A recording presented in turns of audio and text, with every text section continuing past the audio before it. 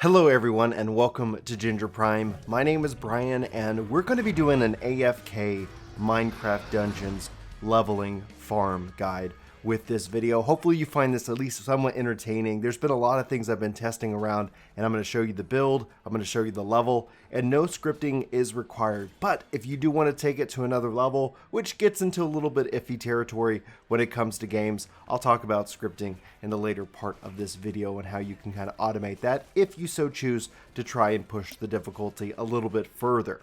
Alright, so let's go ahead and get started. We're going to touch on Pumpkin Pastures as the AFK level and difficulty here in just a minute, but I think it's more important that we start with the build and the gear you're looking for. Now, if I focus just in my armor, I've got Reinforced Mail, and I've got two perks here that are really important to have. Thorns and Final Shout.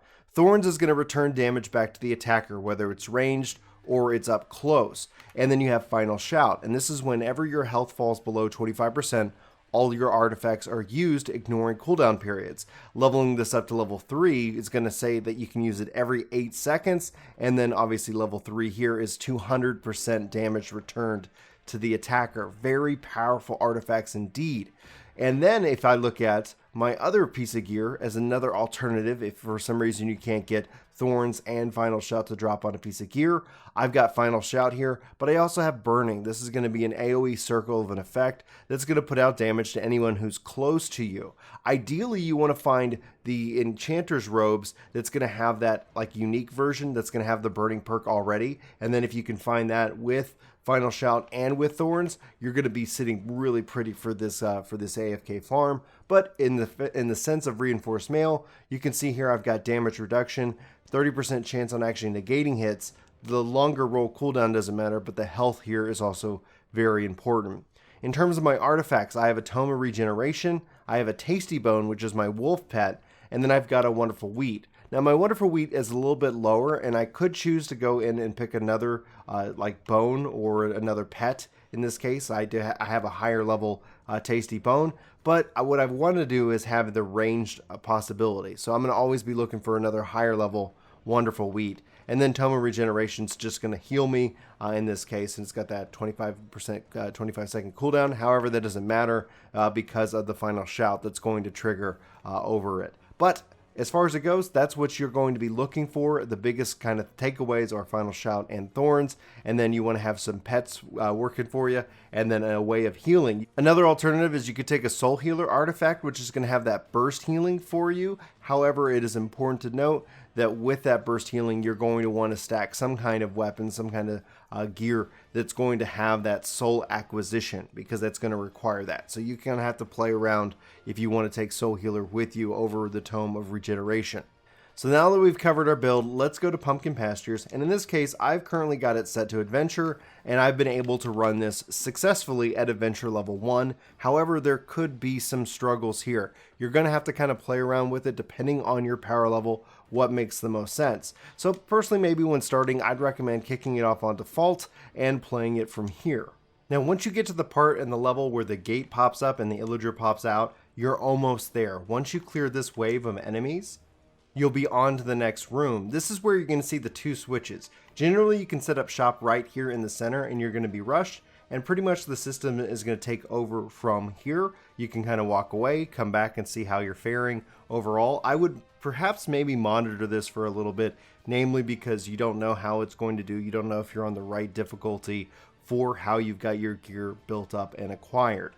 So just kind of play around with that and more. Occasionally, well, I'll go ahead and run around. Occasionally you'll have some skeletons that might get stuck wandering down here or up here, and that's why it's really important to have kind of your llama friend with you, because he's going to be able to go and hit those ranged enemies where maybe your wolf pet might not be able to go that far without automatically being called back to your person. So just trying to find a spot here next to the drawbridge and set up shop.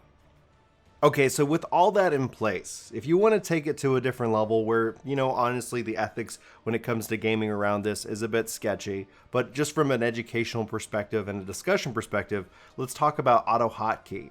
This is an app that you can install. It's very lightweight and easy to use. It's got a lot of different like levels in which that you can create incredible or nutso scripts that basically you're automating your key presses and even your clicks with a mouse. Now, I've been testing out the clicks, not working so well with the Minecraft Dungeons. However, the key presses work just fine. You can see here my script that I have that I've already set up. And if you'd like a copy of the script, let me know. I might drop this into Discord or something like that, making it easy so you don't have to type it out yourself. But essentially, I have it setting a timer, pressing the key function, and then calling this every 30,000 milliseconds, essentially every 30 seconds or so, give or take. And what it's going to do, it's going to press the 1, the 2, the 3 key, and the E key all at the same time. With this automation in place, this means that regardless of where my life is at, and you can see I'm starting to get a little life in the red. Let me minimize this stuff here. Regardless of where my life is at, the automation script will automatically kick on those functions, use my potion, and more. This kind of negates, obviously, the perk in which when my life falls below 25%. So it's not necessarily needed, but if you want to try to push that difficulty up a little bit higher, you might have to give yourself a little helping hand because you can get rushed and mauled to death.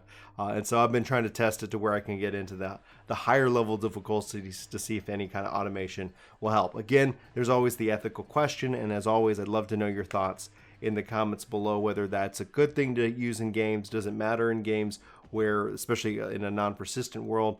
I would very, very, very much caution, especially when it comes to scripting, be careful in which games that you use it in if you decide to go that route, because there are anti-cheat measures, and we see a lot of people getting caught for cheating online, but also namely more in the competitive multiplayer games is where we see a lot of the problems where this comes into play. So if you decide to learn more about scripting when it comes to computers, that's a good skill to have regardless and outside of gaming.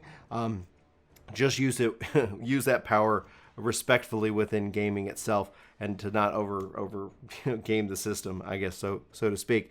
All of this, it's always iffy, like when we talk about AFK games, when we talk about the ability to AFK farm, you can, it all comes down to this weird gray area. And so again, one or the other, whatever you feel, whether this is helpful or this is hurtful for the game, I'd love to know in the comments below. But anyway, for Ginger Prime, hopefully this has been an interesting video. Hopefully this has been a help if you've been looking for some ways to farm up additional, levels within the game itself, while obviously trying to maintain, I'm assuming, a full-time job like the rest of us. But if you're like me, I've been enjoying this game a ton, and this is just something fun. I think it's interesting to share. Regardless, if you feel like we've earned your sub, I hope you hit that subscribe button. You come back for more content, more Minecraft and other action RPGs here on the channel. Thanks so much for watching. Hope you guys have a fantastic day, and I'll see you in my next video. But until then, take care.